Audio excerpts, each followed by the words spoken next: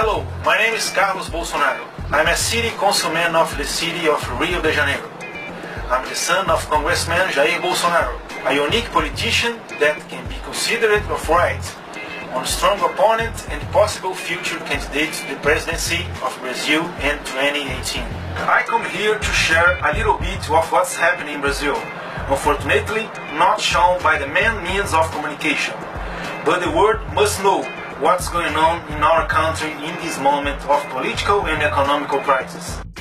Dilma Rousseff, who is still our president, committed tax crime by raising expenses exaggeratedly in an election year in order to win the elections, and abusively and constantly wasted public funds without National Congress authorization. Her insanity came from the certainty that the Congress and the justice would forgive her, but is not happening. Facing so many corruption scandals involving Brazilian construction companies, currently related to the big construction sites, and also responsible for bribing politicians to grant the wishes of the ones in charge.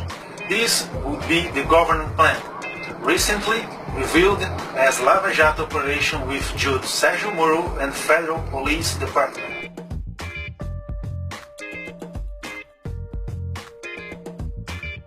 Her financial support to dictatorships such as Cuba, Venezuela and Nicaragua, the pardon of debts to African dictatorships, and so many other international scandals, the clear attempt to bias education at the schools, preaching that socialism is the best way to rule, always condemning capitalism and the policy of arming citizens, leaving only criminals heavily armed. Its results are a heritage of growing violence, leaving the population unprotected before its rotten policy of domination.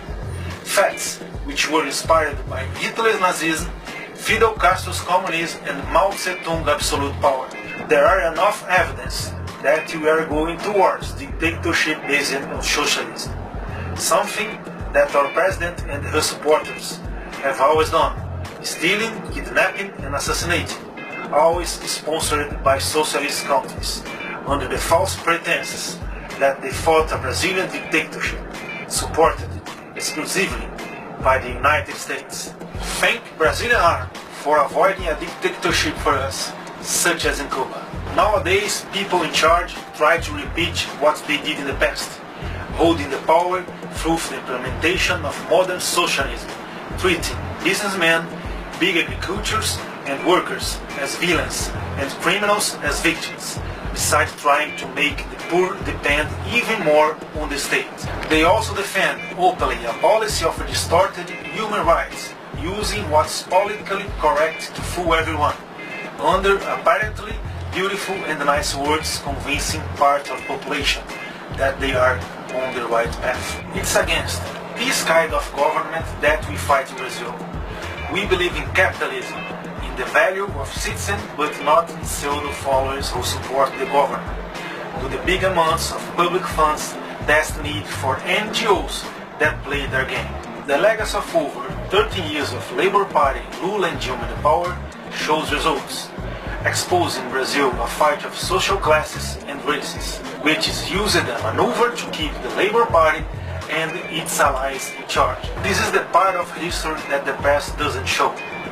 Thanks to internet, young people and concerned people can see politics differently and feel the need to fight the left ideology that dominates our country. On the light of these facts, the right rises, aiming at valuing the citizens, the military, the police, a less controlling state, the right to self-defense, and severe laws against who destroy and dominate our nation today. This is Brazil today, but we have faith in God, and together we will change the course of our beloved country.